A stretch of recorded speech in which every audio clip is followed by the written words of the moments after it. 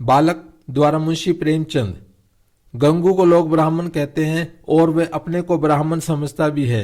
मेरे सईस और खिदमतदार मुझे दूर से सलाम करते हैं। गंगू मुझे कभी सलाम नहीं करता। वह शायद मुझसे पालागन की आशा रखता है। मेरा जूठा गिलास कभी हाथ से नहीं छूता और न मेरी कभी इतनी हिम्मत हुई कि उससे पंखा जलने को कहूं। जब मैं पसीने से तर होता हूं और वहां कोई दूसरा आदमी नहीं होता तो गंगू आप ही आप पंखा उठा लेता है, लेकिन उसकी मुद्रा से यह भाव स्पष्ट प्रकट होता है कि मुझ पर कोई एहसान कर रहा है और मैं भी न जाने क्यों फौरन ही उसके हाथ से पंखा छीन लेता हूं। उग्र स्वभाव का मनुष्य है, किसी की बात नहीं सहन कर सकता। ऐसे बहुत कम आदमी होंगे जिनसे उसकी मित्रता हो, पर सईस और खिदमतदार के साथ बैठना शायद वह अपमानजनक समझता है। मैंने उसे किसी से मिलते जुलते नहीं देखा। आश्चर्य यह है कि उसे भंग बूटी से प्रेम नहीं, जो इस श्रेणी के मनुष्यों में एक असाधारण गुण है। मैंने उसे कभी पूजा पाठ करते या नदी में स्नान करते नहीं देखा। बिल्कुल निरक्षर है, लेकिन फिर भी वह ब्राह्मण है और चाहता है कि दुनिया उसकी प्रतिष्ठा और सेवा करे। और क्यों न चाहे, जब पुरखों की पैदा की हुई संपत्ति पर आज भी लोग अधिकार जमाए हुए हैं और उसी शान से मानो खुद पैदा किए हों, तो वह क्यों उस प्रतिष्ठा और सम्मान को त्याग दे जो उसके पुरखाओं ने संचय किया था। यह उसकी बपोती है। मेरा स्वभाव कुछ इस तरह का है कि अपने नौकरों से बहुत कम बोलता हूं। मैं चाहता हूं जब तक मैं खुद न बुलाऊं कोई मेरे पास न आए। मुझे यह अच्छा नहीं लगता कि जरा सी बातों के लिए नौकरों को आवाज देता फिरूं। मुझे अपने हाथ से सुराही से पानी उड़ेल लेना, अपना लैंप जला लेना, अपने जूते पहन लेना या अलमारी से कोई किताब निकाल लेना इससे कहीं ज्यादा सरल मालूम होता है कि हिंगन और मैकू को पुकारूं। इससे मुझे अपनी स्वेच्छा और आत्मविश्वास का बोध होता है। नौकर भी मेरे स्वभाव से परिचित हो गए हैं और बिना जरूरत मेरे पास बहुत कम आते हैं। इसलिए एक दिन जब प्रातःकाल गंगू मेरे सामने आकर खड़ा हो गया तो मुझे बहुत बुरा लगा। ये लोग जब आते हैं तो पेशगी हिसाब से कुछ मांगने के लिए या किसी दूसरे नौकर की शिकायत करने के लिए। मुझे दोनों ही बातें अत्यंत अप्रिय हैं। मैं पहली तारीख को हर एक का वेतन चुका देता हूं और बीच में जब कोई कुछ मांगता है तो क्रोध आ जाता है। कौन 2-2, 4-4 रुपए का हिसाब रखता फिरे। फिर जब किसी को महीने भर की पूरी मजूरी मिल गई तो उसे क्या हक है कि उसे 15 दिन में खर्च कर दे और ऋण या पेशगी की शरण ले। और शिकायतों से तो मुझे घृणा है। मैं शिकायतों को दुर्बलता का प्रमाण समझता हूं या ठकुर सुहाती की क्षुद्र चेष्टा। मैंने माथा सिकोड़कर कहा, क्या बात है, मैंने तो तुम्हें बुलाया नहीं। गंगू के तीखे अभिमानी मुख पर आज कुछ ऐसी नम्रता, कुछ ऐसी याचना, कुछ ऐसा संकोच था कि मैं चकित हो गया। ऐसा जान पड़ा वह कुछ जवाब देना चाहता है मगर शब्द नहीं मिल रहे हैं। मैंने जरा विनम्र होकर कहा, आखिर क्या बात है, कहते क्यों नहीं। तुम जानते हो यह मेरे टहलने का समय है, मुझे देर हो रही है। गंगू ने निराशा भरे स्वर में कहा, तो आप हवा खाने जाएं, मैं फिर आ जाऊंगा। यह अवस्था और भी चिंताजनक थी। इस जल्दी में तो वह एक क्षण में अपने वृत्तांत कह सुनाएगा। वह जानता है कि मुझे ज्यादा समय नहीं है। दूसरे अवसर पर तो दुष्ट घंटों रोएगा। मेरे कुछ लिखने पढ़ने का तो वह शायद कुछ काम समझता हो, लेकिन विचार को, जो मेरे लिए सबसे कठिन साधना है, वह मेरे विश्राम का समय समझता है। वह उसी वक्त आकर मेरे सिर पर सवार हो जाएगा। मैंने निर्दयता के साथ कहा, क्या कुछ पेशी मांगने आए हो। मैं पेशगी नहीं देता।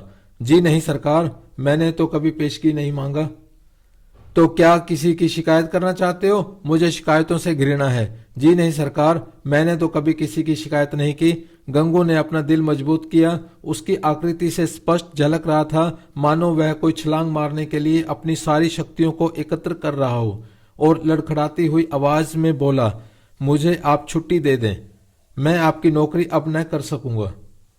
यह इस तरह का पहला प्रस्ताव था जो मेरे कानों में पड़ा। मेरे आत्माभिमान को चोट लगी। मैं जब अपने को मनुष्यता का पुतला समझता हूं, अपने नौकरों को भी कभी कटु वचन नहीं कह सकता। अपने स्वामित्व को यथासाध्य म्यान में रखने की चेष्टा करता हूं। तब मैं इस प्रस्ताव पर क्यों न विस्मित हो जाता। कठोर स्वर में बोला, क्यों, क्या शिकायत है। आपने तो हुजूर जैसा अच्छा स्वभाव पाया है वैसा क्या कोई पाएगा, लेकिन बात ऐसी आ पड़ी है कि मैं अब आपके यहाँ नहीं रह सकता। ऐसा ना हो कि पीछे से कोई बात हो जाए तो आपकी बदनामी हो। मैं नहीं चाहता कि मेरी वजह से आपकी आबरू में बट्टा लगे। मेरे दिल में उलझन पैदा हुई। जिज्ञासा की अग्नि प्रचंड हो गई। आत्मसमर्पण के भाव से बरामदे में पड़ी हुई कुर्सी पर बैठकर बोला, तुम तो पहेलियां बुझवा रहे हो, साफ साफ क्यों नहीं कहते क्या मामला है?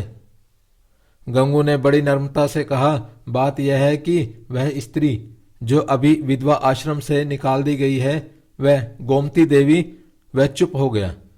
मैंने अधीर होकर कहा, हाँ निकाल दी गई है तो फिर? तुम्हारी नौकरी से उससे क्या संबंध? गंगू ने जैसे अपने सिर का भारी बोझ जमीन पर पटक दिया। मैं उससे ब्याह करना चाहता हूं बाबूजी। मैं विस्मय से उसका मुंह ताकने लगा। यह पुराने विचारों का पोंगा ब्राह्मण, जिसे नई सभ्यता की हवा तक न लगी, उस कुर्टा से विवाह करने जा रहा है जिसे कोई भला आदमी अपने घर में कदम भी न रखने देगा। गोमती ने मोहल्ले के शांत वातावरण में थोड़ी सी हलचल पैदा कर दी। कई साल पहले वह विधवा आश्रम में आई थी। 3 बार आश्रम के कर्मचारियों ने उसका विवाह करा दिया था, पर हर बार वह महीने 15 दिन के बाद भाग आई थी। यहां तक कि आश्रम के मंत्री ने अब की बार उसे आश्रम से निकाल दिया था।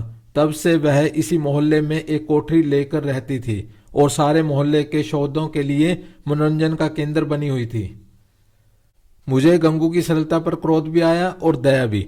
इस गधे को सारी दुनिया में कोई स्त्री ही न मिलती थी जो इससे ब्याह करने जा रहा है। जब वह 3 बार पतियों के पास से भाग आई थी तो इसके पास कितने दिन रहेगी? कोई गांठ का पूरा आदमी होता तो कोई बात भी थी, शायद साल 6 महीने टिक जाती। यह तो आंख का अंधा है, 1 सप्ताह भी तो निभाना होगा।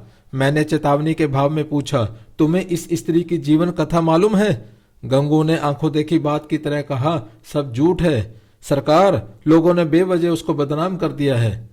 क्या कहते हो? वह 3 बार अपने पतियों के पास से नहीं भाग आई? उन लोगों ने उसे निकाल दिया तो वो क्या करती? कैसे बुद्धू आदमी हो, कोई इतनी दूर से आकर विवाह करके ले जाता है, हजारों रुपए खर्च करता है इसलिए कि औरत को निकाल दे? गंगू ने भावुकता से कहा, जहां प्रेम नहीं है हजूर, वहां कोई स्त्री नहीं रह सकती। स्त्री केवल रोटी कपड़ा ही नहीं चाहती, कुछ प्रेम भी तो चाहती है। वे लोग समझते होंगे कि हमने एक विधवा से विवाह करके उस पर कोई बहुत बड़ा एहसान किया है। चाहते होंगे कि तन मन से वह उनकी हो जाए, लेकिन दूसरों को अपना बनाने के लिए पहले आपको उसका बन जाना पड़ता है हजूर। फिर उसे एक बीमारी भी है, उसे कोई भूत लगा हुआ है।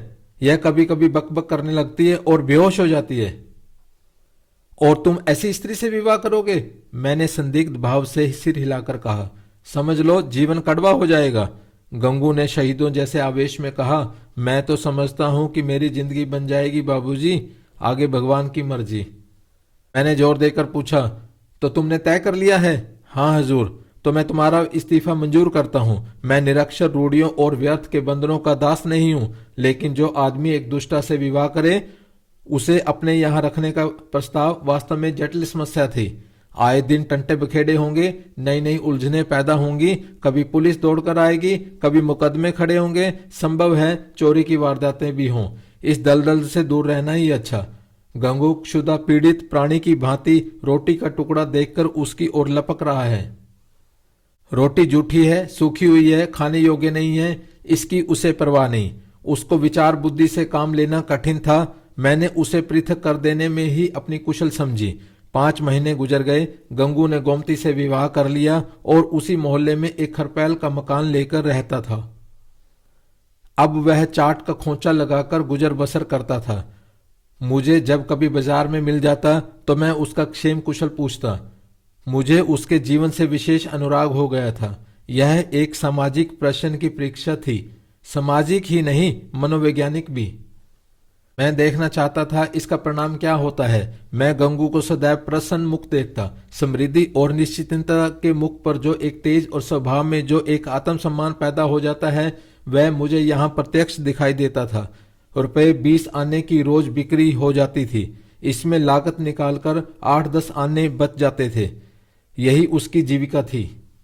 किंतु इसमें किसी देवता का वरदान था, क्योंकि वह इस वर्ग के मनुष्यों में जो निर्जलता और विपन्नता पाई जाती है, इसका वहां चिन्ह तक न था।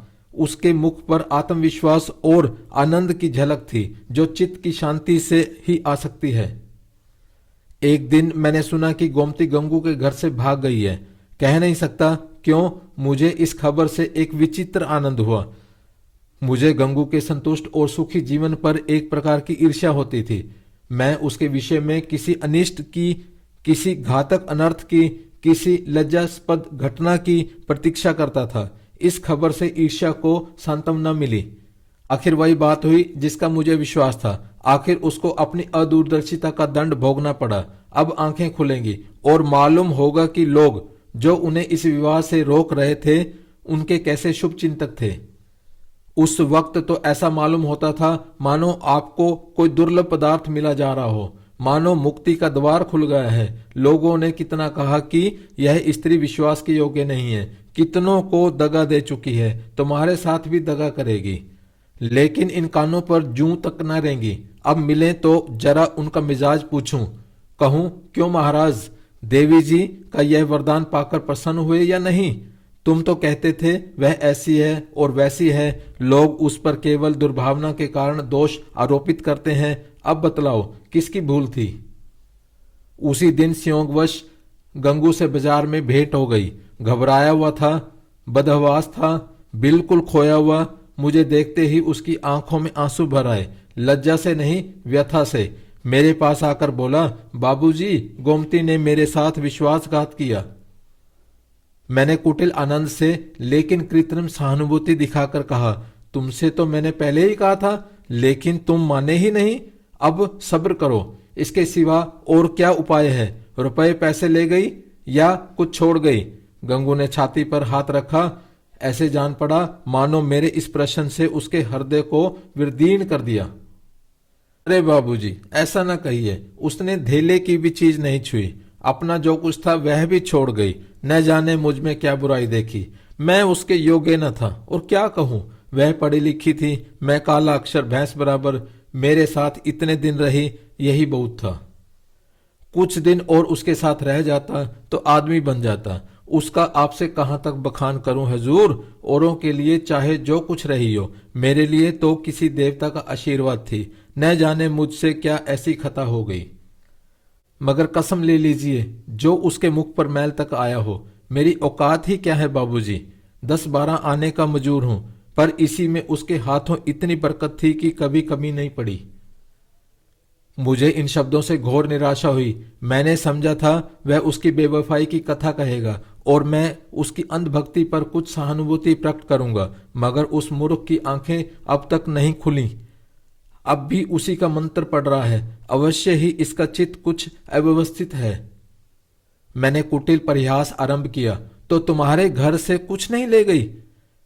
कुछ भी नहीं बाबूजी, धेले की भी चीज नहीं। और तुमसे प्रेम भी बहुत करती थी।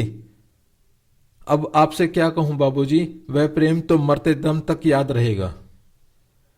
फिर भी तुम्हें छोड़कर चली गई, यही तो आश्चर्य है बाबूजी।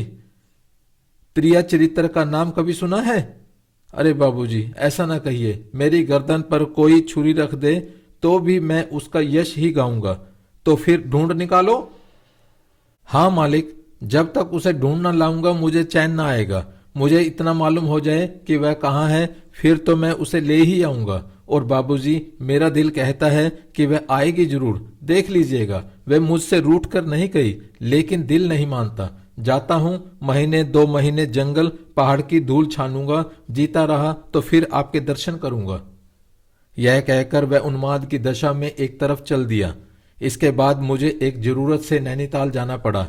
सैर करने के लिए नहीं, 1 महीने के बाद लौटा और अभी कपड़े भी न उतार पाया था कि देखता हूं गंगू एक नवजात शिशु को गोद में लिए खड़ा है। शायद कृष्ण को पाकर नंद भी इतने पुलकित न हुए होंगे। मालूम होता था उसके रोम रोम से आनंद फूट पड़ता है। चेहरे और आंखों से कृतज्ञता और श्रद्धा के राग से निकल रहे थे।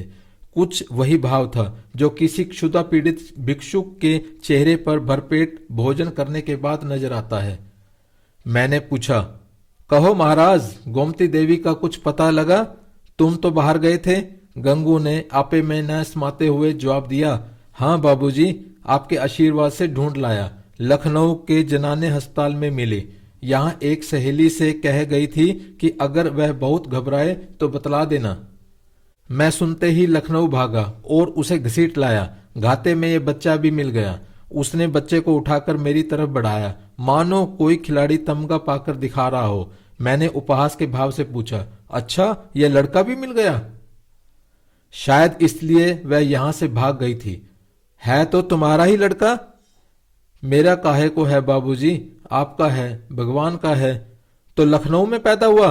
हाँ बाबूजी, अभी तो कुल 1 महीने का है। तुम्हारे ब्याह को कितने दिन हुए? यह 7वां महीना चल रहा है। तो शादी के 6ठे महीने पैदा हुआ? और क्या बाबूजी, फिर भी तुम्हारा लड़का है? हाँ जी। कैसे बेसिर पैर की बातें कर रहे हो? मालूम नहीं वह मेरा आशय समझ रहा था या बन रहा था। उसी निष्कपट भाव से बोला, मरते मरते बची बाबूजी, नया जन्म हुआ। 3 दिन 3 रात छटपटाती रही, कुछ न पूछिए। मैंने अब जरा व्यंग भाव से कहा, लेकिन 6 महीने में लड़का होते आज ही सुना। यह चोट निशानी पर जा बैठी। मुस्कुराकर बोला, अच्छा यह बात, मुझे तो उसका ध्यान भी नहीं आया। इसी भय से तो गोमती भाग गई थी। मैंने कहा, गोमती अगर तुम्हारा मन मुझसे नहीं मिलता तो तुम मुझे छोड़ दो। मैं अभी चला जाऊंगा और कभी तुम्हारे पास न आऊंगा। तुमको जब कुछ काम पड़े तो मुझे लिखना, मैं भरसक तुम्हारी मदद करूंगा। मुझे तुमसे कुछ मलाल नहीं है। मेरी आंखों में तुम अब भी उतनी भली हो। अब भी मैं तुम्हें उतना ही चाहता हूं। नहीं, अब मैं तुम्हें और ज्यादा चाहता हूं। लेकिन अगर तुम्हारा मन मुझसे फिर नहीं गया है तो मेरे साथ चलो। गंगू जीते जी तुमसे बेवफाई नहीं करेगा। मैंने तुमसे इसलिए विवाह नहीं किया कि तुम देवी हो, बल्कि इसलिए कि मैं तुम्हें चाहता था और सोचता था कि तुम भी मुझे चाहती हो। यह बच्चा मेरा बच्चा है, मेरा अपना बच्चा है। मैंने एक बोया हुआ खेत लिया तो क्या उसकी फसल को इसलिए छोड़ दूंगा कि उसे किसी दूसरे ने बोया था? यह कहकर उसने जोर से ठट्ठा मारा। मैं कपड़े उतारना भूल गया। कह नहीं सकता क्यों मेरी आंखें सजल हो गईं। न जाने वह कौन सी शक्ति थी जिसने मेरे मनोगत घृणा को दबाकर मेरे हाथों को बढ़ा दिया। मैंने उस निष्कलंक बालक को गोद में ले लिया और इतने प्यार से उसका चुम्बन लिया कि शायद अपने बच्चों का भी ना लिया होगा। गंगू बोला, बाबूजी आप बड़े सज्जन हैं। मैं गोमती से बार बार आपका बखान किया करता हूँ। कहता हूँ चल एक बार उनके दर्शन करा, लेकिन मारे लाज के आते ही नहीं। मैं और सज्जन, अपनी सज्जनता का पर्दा आज मेरी आंखों से हटा। मैंने भक्ति से डूबे हुए स्वर में कहा, नहीं जी, मेरे जैसे कलुषित मनुष्य के पास वह क्या आएगी। चलो मैं उनके दर्शन करने चलता हूं। तुम मुझे सज्जन समझते हो? मैं ऊपर से सज्जन हूं पर दिल का कमीना हूं। असली सज्जनता तुम में है और यह बालक वह फूल है जिससे तुम्हारी सज्जनता की महक निकल रही है। मैं बच्चे को छाती से लगाए हुए गंगू के साथ चला। समाप्त। धन्यवाद।